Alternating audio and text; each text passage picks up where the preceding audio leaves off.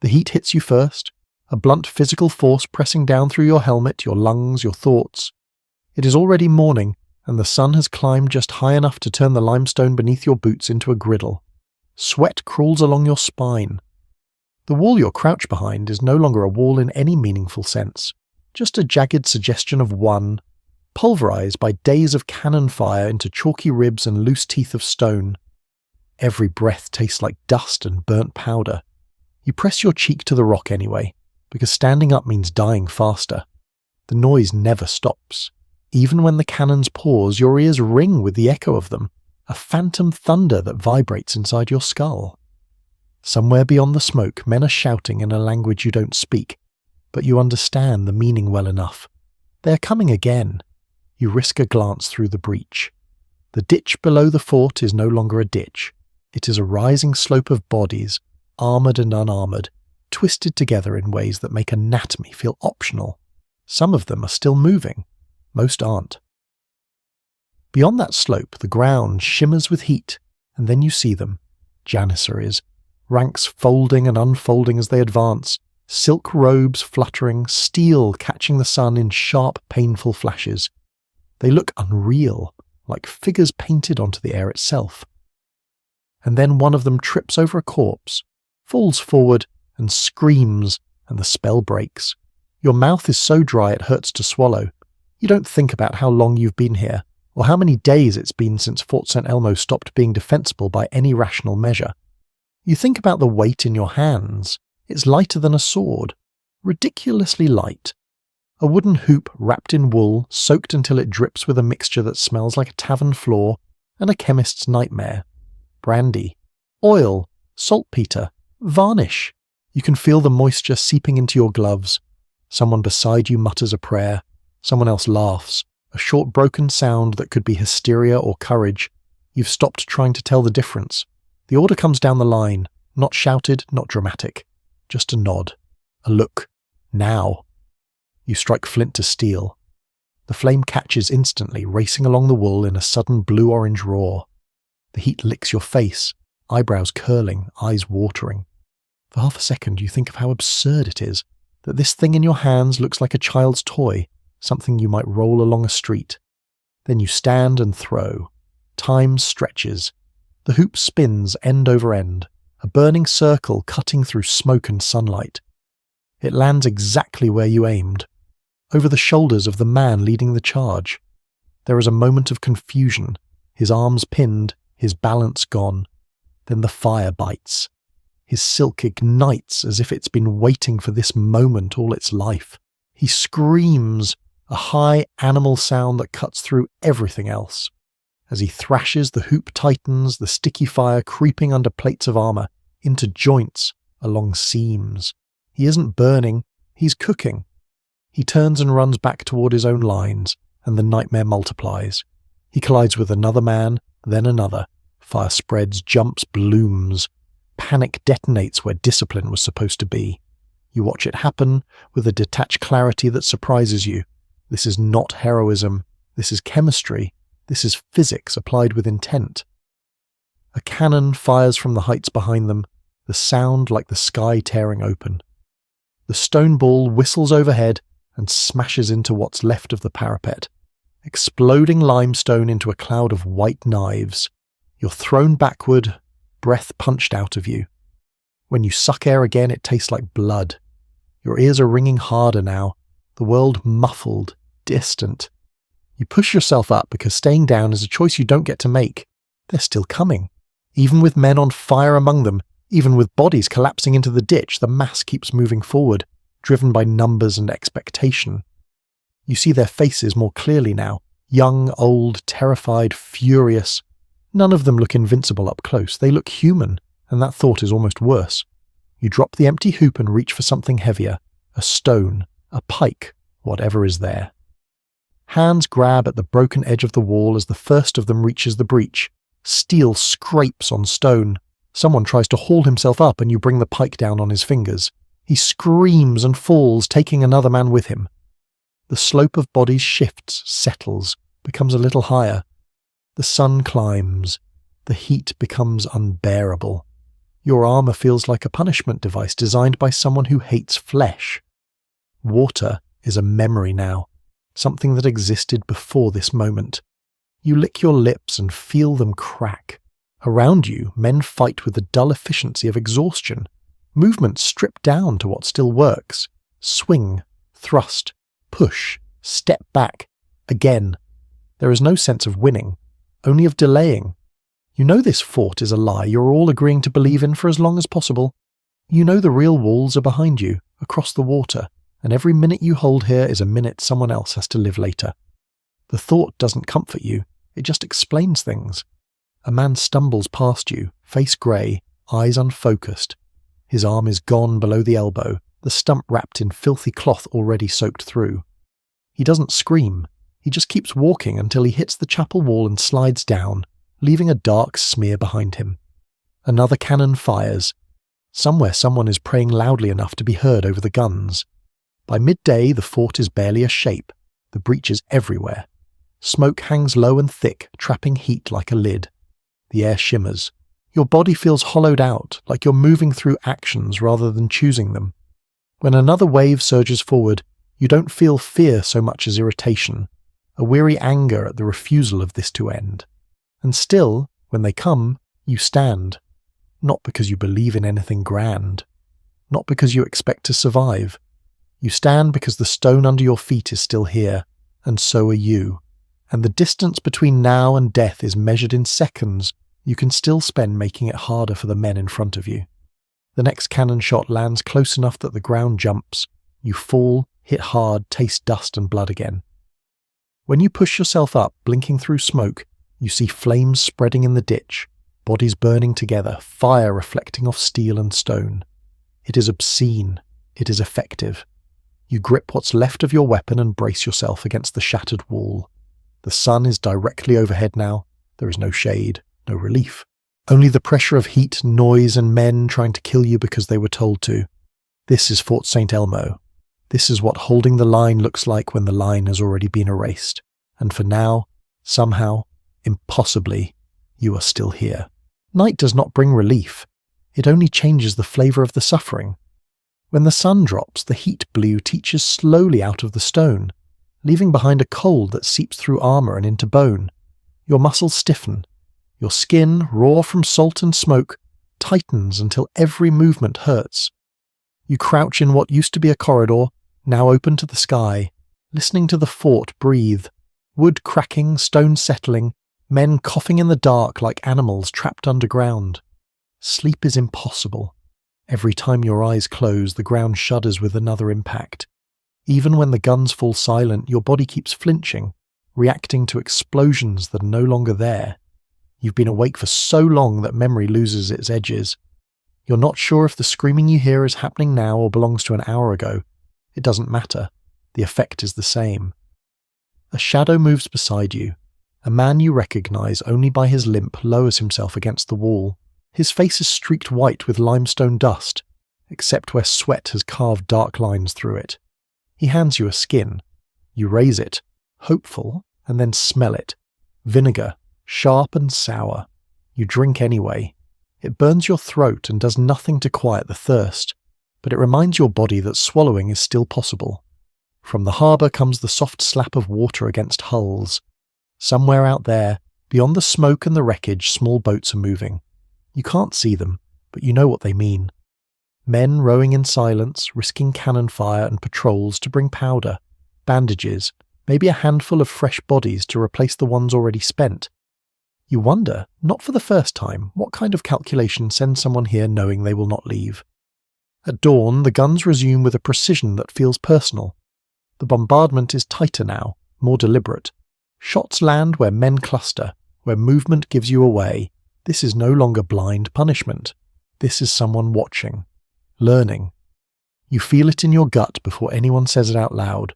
Something has changed. By mid-morning, the rumour moves along the line in fragments. A name, spoken quietly, with a mix of dread and grudging respect. Dragut, the old corsair, the one who doesn't waste ammunition. You've never seen him, but you feel his presence in the way the fire adjusts, in how the angles suddenly make sense. Where before the walls absorbed the hits, Now they crumble in useful ways, opening paths that funnel attackers exactly where they want you. The ditch fills faster, bodies stack higher, the slope steepens. When the next assault comes, it doesn't come everywhere. It comes where you are weakest, where the stone is thinnest and your arms are shaking from exhaustion. Men pour forward with grim patience, shields locked, stepping over their own dead without breaking stride. You stab, slash, shove. Someone grabs your weapon and you wrench it free, tearing skin. Blood sprays warm across your hands. You don't flinch. A man beside you goes down with a sound like a sack of grain dropped from a height. A ball of stone has taken his head apart, leaving nothing recognizable above the jaw. You step over him because there is nowhere else to step. Your boots slip. You catch yourself on a jagged edge and feel it bite through leather into flesh. The pain registers distantly, filed away for later, if there is a later. Inside the fort, the wounded pile up. The chapel is no longer sacred space. It's storage. Bodies laid out in rows, some breathing, some not, all waiting for attention that won't come. The air inside is thick with the smell of iron and rot and incense burned too late to make a difference. Men confess to each other because there is no priest left who isn't already bleeding. You pass through once carrying a message, and the sights stay with you. A man with no legs staring at the ceiling, lips moving soundlessly. Another with his chest burned raw, skin peeled back like meat from a spit. They look at you with a kind of calm that scares you more than panic ever could. They already know how this ends. The days blur.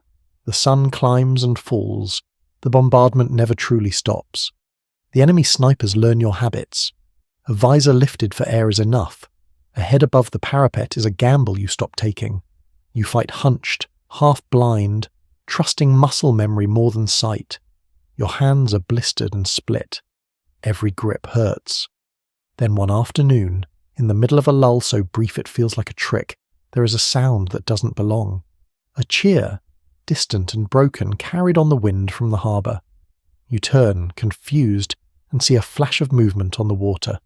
Small boats again, but this time they don't turn back.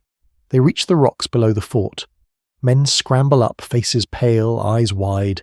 Reinforcements, not many, never many, but enough to remind you that someone is still counting this place as worth the cost. The price goes up immediately. The guns shift. Fire concentrates on the landing points. One boat disappears in a plume of spray and smoke. When the dust clears, there is nothing left floating but fragments and bodies. You watch it without emotion. The numbness has deepened into something solid. A shell you move inside. That evening, word spreads without being spoken. No more boats are coming. The decision has been made elsewhere by men with maps and hours to think. This fort has given what it can give. From now on, what remains is to make the taking of it as expensive as possible. You find yourself sitting on a block of stone, sharpening a blade that has already lost its edge too many times. The sound is steady, almost soothing. Nearby, a man you barely know asks you to tie him upright tomorrow if he can't stand.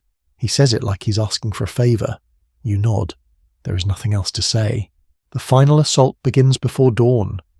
The sky is still grey when the horns sound, low and relentless. The bombardment lifts, and in that silence you hear footsteps, thousands of them, crunching over rubble and bone. The first figures emerge from the smoke, and you feel a strange calm settle over you. This is it. Not in a dramatic sense, just in the way facts become simple when there are no alternatives left. They hit the breach in a solid mass. Steel on steel, wood splintering, fire flaring where it can. You fight at arm's length, then closer, then so close you smell the men you're killing. Sweat, oil, fear. You strike until your arms feel detached, until the world narrows to impact and resistance. Somewhere behind you, wounded men scream encouragement, curses, prayers. It all blends together. When you go down this time, it's under a press of bodies. The weight is crushing, breath squeezed out of you. You shove, kick, claw. A face looms inches from yours, eyes wide, teeth bared. You drive your blade up under his chin and feel it scrape bone. He collapses, giving you just enough space to roll free. You drag yourself upright, using a broken spear as a crutch. The fort is gone. The walls are suggestions. Smoke hides the sky. And still, somehow you and a handful of others are standing, blades raised, refusing to make it easy. You know you will not see another night. The knowledge is clean, almost comforting. There is nothing left to conserve, nothing left to plan, only the next movement, the next strike, the next second bought with blood. And as the enemy surges again, you plant your feet on the rubble of what once was stone and brace yourself, not for survival, but for the simple act of not stepping aside. The sea carries them in. You smell it before you see it. A sweetness under the rot. The way meat changes when it has been open to air and water. Then the shapes resolve, bumping softly against the rocks below the walls. Bodies nailed to planks, chests split, heads gone. The tide lifts them, lowers them, turns them so the carved crosses catch the light. Gulls circle, screaming, uncertain where to land. No one speaks. The harbour is quiet in a way that feels staged, as if the world itself is waiting to see what you will do with this. Your stomach tightens, not with grief. There isn't room left for that, but with a hard, metallic anger that sits behind your eyes. You recognise pieces of armour, a scarred gauntlet, a belt buckle you've seen 100 times. They were alive yesterday. They bought you time with their bodies, and now this is how the enemy chooses to return them. Someone retches, someone else laughs, a dry bark that dies immediately. The sound echoes too far. You feel exposed on the wall as if the bodies are bait and you're the animal being tested. The men beside you grip their weapons tighter, knuckles whitening, waiting for an order that doesn't come. When it does, it isn't shouted. It doesn't need to be. Prisoners are brought up from below, Ottomans taken in skirmishes days ago, their faces already resigned. There is no ceremony, no speech. You turn away as the axes rise, but the sound carries anyway. Dull impacts, wet and final. Heads roll, bump against stone, stop. Someone loads them into the cannons with hands that don't shake. The shots echo across the water, a sick parody of the bombardment you've endured for weeks. Heads arc through the air, spinning, disappearing into the enemy lines. You imagine the reaction on the far shore, the moment of recognition, when terror becomes symmetrical. The message is clear enough. There will be no mercy because mercy has no leverage left. After that, the siege changes its rhythm. The enemy no longer probes, they commit. The fleet slides deeper into the harbour, oars creaking, hulls scraping familiar water. You watch the movement with the dull awareness of someone tracking a storm they can't outrun. The focus shifts away from the ruin you just lost and tightens around the remaining fingers of land.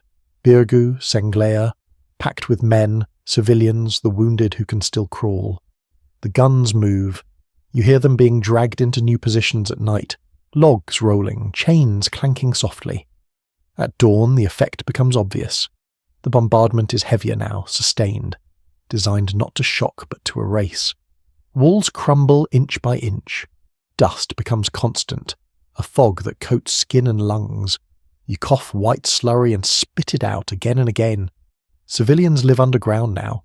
Cellars carved into limestone, cool and dark, smelling of damp earth and fear. Women carry stones to the walls. Children haul water until their arms shake. You stop thinking of them as civilians at all. The distinction has collapsed. Everyone here is part of the machine that keeps the walls standing for one more hour. Hunger sharpens. Bread is rationed down to slivers. Vinegar water becomes routine. Men dream aloud about food, muttering names of dishes as if reciting prayers. Sleep comes in fragments measured by explosions. You wake with your jaw clenched so hard it aches. One morning, the sound is different. Not cannons. Shouting from the north, confused and urgent. You climb the rubble and look out to see boats where there should be none. Ottoman boats, dragged impossibly over land, sitting in water that was supposed to be safe. The realization lands cold. They are trying to come at you from behind, from below, where the walls dip close to the sea. The attack comes fast.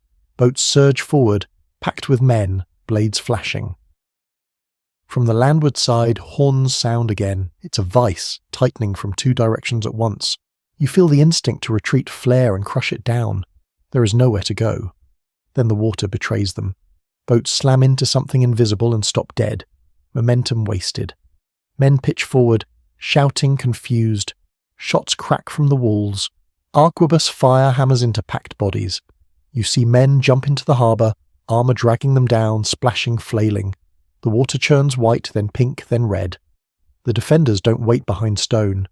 Gates open, and men charge into the shallows, screaming, blades held high. You follow because stopping would be worse. The water is cold around your legs, shocking, grounding. You wade into bodies, living and dead, slipping on blood-slick stone.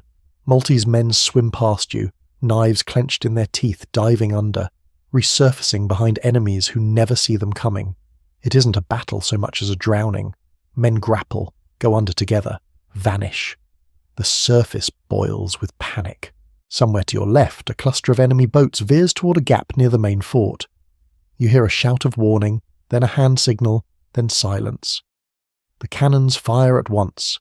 The sound is a single, massive crack that punches the air flat. Grape shot tears through wood and flesh at point-blank range. Boats disintegrate. Bodies burst apart. The water leaps up as if trying to escape itself. When the spray settles, there is nothing intact left to threaten you from that direction. The enemy's will falters. You feel it like a change in pressure. Men begin to pull back, slipping, dropping weapons to swim for distance that won't save them. By noon, the harbour is clogged with corpses. You stand knee-deep in water and feel nothing at all. The victory is brief, brittle. The guns resume the next day with renewed fury. The enemy stops trying to be clever. They pound, day and night, erasing landmarks you used to navigate by. Sappers dig under the walls. You hear them sometimes, a faint scratching through stone, a whisper that makes your skin crawl. Countermines are dug in response. Underground, men fight in blackness with picks and knives, choking on dust until one tunnel collapses and swallows them whole. When the mine finally goes off, it feels like the world tearing in half. The ground lifts, throws you, slams you down. A section of wall vanishes, replaced by a cloud so thick you can't see your own hands. Ears ringing, you stagger up to find a hole where stone used to be and enemy banners already pushing through the smoke. For a moment the line breaks. Men fall back, shouting, eyes wide. Panic flashes, bright and lethal. Then an old man appears in the breach, helmet crooked, pike in hand, moving forward when everyone else is moving back. He doesn't shout orders. He just stands there, bleeding, refusing to leave. Something inside you snaps into place. Shame works faster than courage. You surge forward with the others, filling the gap with bodies and steel. The fight compresses into inches. You stab at shapes in smoke. Someone hits you in the leg and you barely register it. Hours pass or minutes, you can't tell. Eventually the pressure eases. The enemy pulls back, leaving the breach piled high again. That night the old man sleeps on the rubble. You don't. None of you do.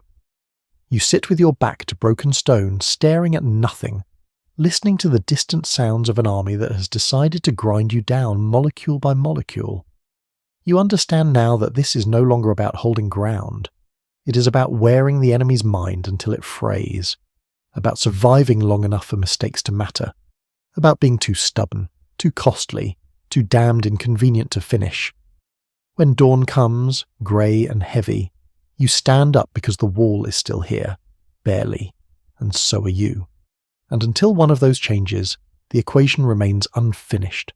August turns the island into an oven with no door. The stone holds the sun's anger through the night and releases it slowly like a punishment designed to last.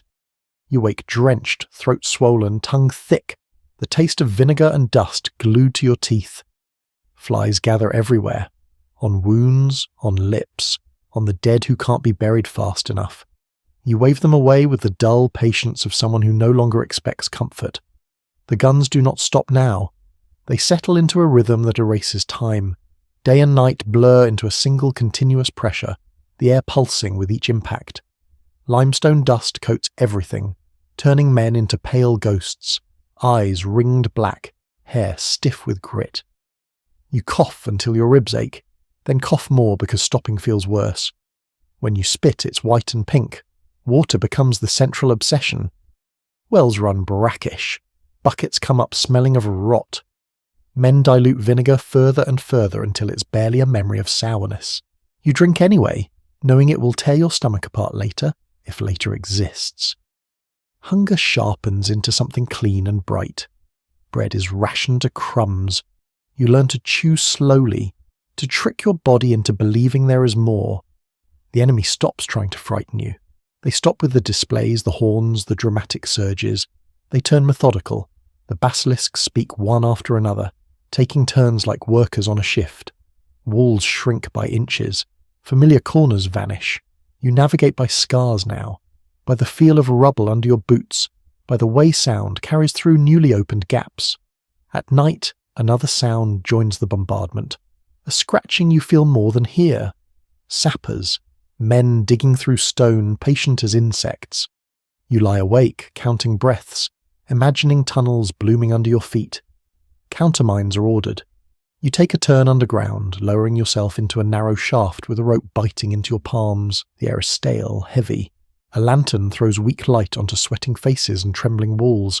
Down there, fighting loses any pretense of shape. When the tunnels meet, it's sudden and intimate. Knives flash, picks swing. Men grapple in darkness, boots scraping, shoulders wedged against stone. Someone screams and the sound dies quickly, swallowed by earth. You drive a blade forward and feel it stick. You pull it free with effort and don't look at what's on the other end. When a tunnel collapses, it does so without warning. A soft rush, and then silence. You climb back to daylight shaking, lungs burning, grateful for the open sky even as it rains fire. Disease follows hunger. Dysentery sweeps through the defenders, relentless, humiliating. Men fight, then stagger away to collapse, emptying themselves onto stone that has already seen worse. Fever burns through others. Typhoid takes its time. The wounded rot faster in the heat. Bandages are reused until they fall apart. Maggots appear in open flesh, and no one has the energy to pick them all out. One afternoon, the ground heaves. It's not a cannon, it's deeper, heavier. The mine. The explosion tears a section of wall apart from below, throwing stone and men into the air. You're lifted, slammed, rolled. When you can see again, there is a hole where the wall stood, wide enough to drive a cart through. Smoke pours out. Before it clears, enemy banners push forward, and with them men who haven't yet been ground down by this place. For a heartbeat, everything wavers. The instinct to fall back ripples through the line like a sickness. You feel it in your legs, the pull toward the inner fort, towards safety that might still exist if you move fast enough. Then you see him, old, limping, helmet askew, climbing over rubble into the breach. He bleeds from the leg, ignores it, plants himself where the stone is hottest and refuses to yield ground. The effect is immediate and brutal. Shame snaps you forward. You surge with the others, filling the gap with bodies. The fight compresses into inches, then into moments. You stab at shadows. Someone hammers you with the butt of a weapon, and your vision explodes into stars. You keep moving because stopping would mean being trampled by your own side. Hours grind past. Eventually the pressure eases. The enemy pulls back, leaving the breach choked again with dead and broken stone. That night the old man orders his bed placed on the rubble. He sleeps there under the open sky, daring the enemy to try again. You don't sleep. None of you do. You sit, weapons across your knees, staring at the dark, listening to the distant sounds of an army that has decided to erase you one layer at a time. The enemy changes tactics again. Bodies, some theirs, some yours, are thrown into the harbour and wells upstream. Water turns foul overnight. Stomachs cramp. Men retch until there's nothing left. You drink anyway. Dehydration is faster than poison. Then, in the middle of this slow suffocation, something strange happens. One morning the attack that should come doesn't. You brace for it, muscles taut, but the hours pass and the guns hesitate. Smoke thins. You hear shouting from inland, confused, urgent. Columns of black rise from the enemy camp. Fires, not your fires. The rumour spreads fast and wild. A force has landed, a big one, too big to ignore. You climb what's left of a parapet and squint toward the interior. The camp burns in patches. Tents collapse. The enemy shifts, units peeling away from the walls, banners turning back toward their own rear.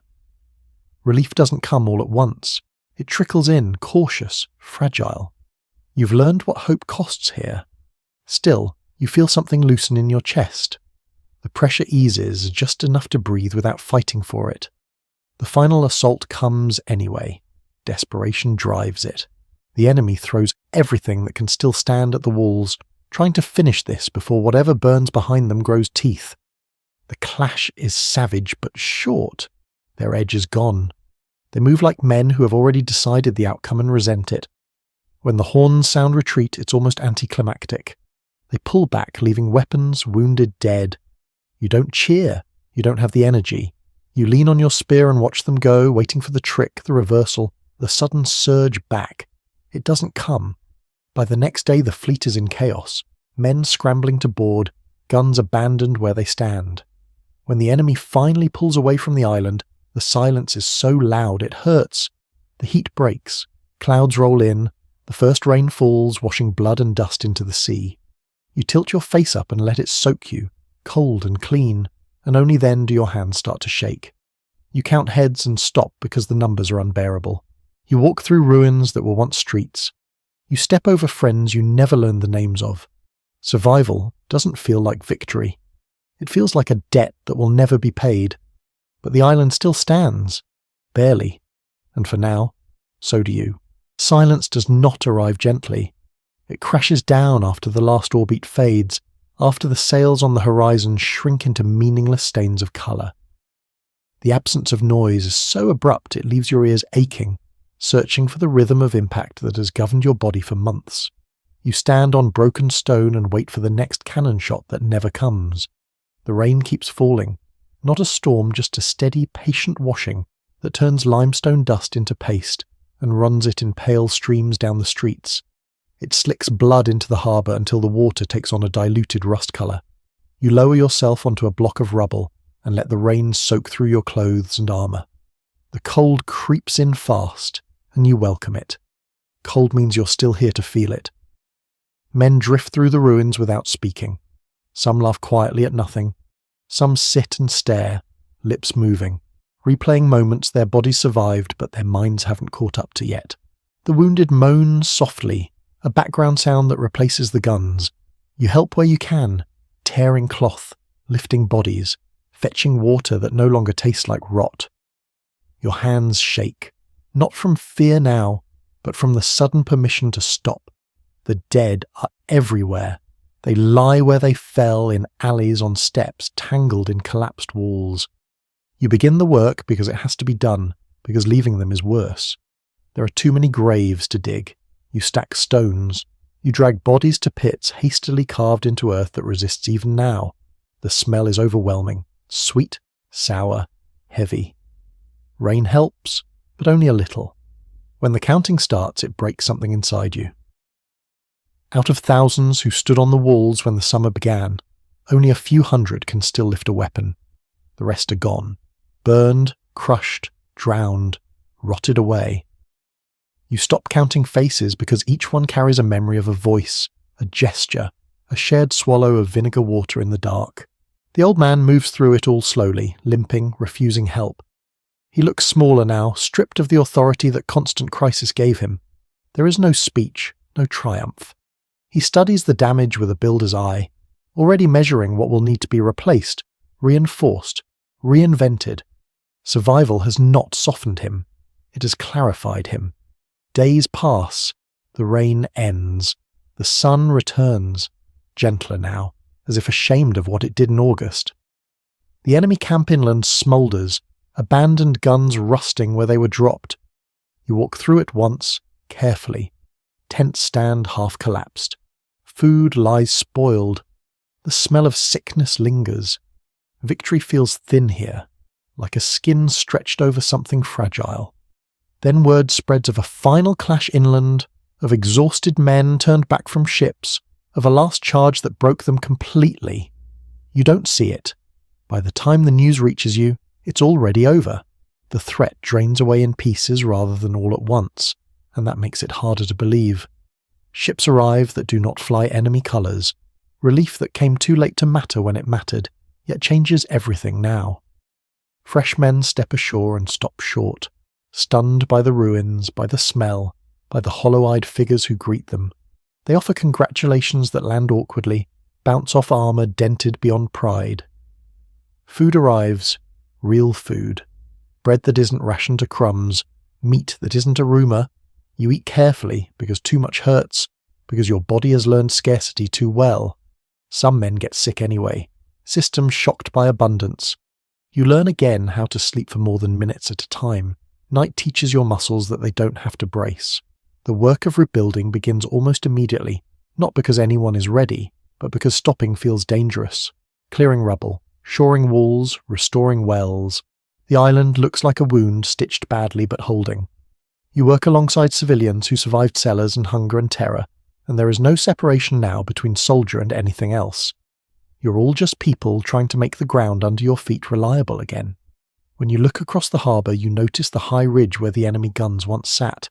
It dominates everything. The thought settles quietly and does not leave.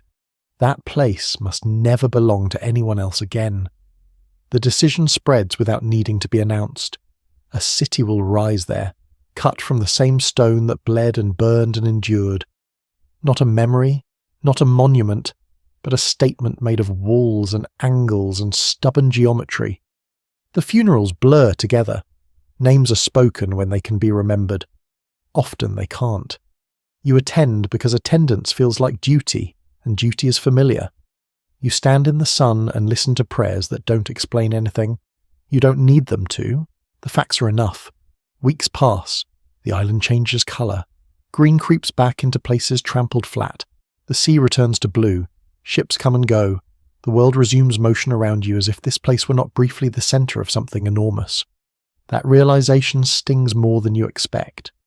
The siege shrinks in the distance, becomes a story already being simplified by men who were not here. At night, when the wind comes off the water, you hear echoes that aren't there. Your body tenses for bombardment that won't return. Over time, the reflex dulls, not disappears, just dulls enough to function. You walk the walls that still stand and touch the stone, feeling its warmth, its scars. You think about how it absorbed impact, compacted instead of shattering, and how that property saved you without caring who you were. You think about men who sat strapped into chairs to die facing outward, about water turned into a battlefield, about an old man refusing to step aside. There is no sense of having won history, only of having interrupted it, of having forced a pause long enough for something else to take shape. You carry that understanding quietly, because anything louder feels dishonest. When you finally leave the wall and head back into what passes for a street, the sun is low, turning limestone gold. For a moment, the island looks almost peaceful. You know better now than to trust appearances, but you take the moment anyway. You let yourself stand there, breathing air that does not smell of powder or rot, and accept that survival is not an ending. It is just the condition that allows whatever comes next.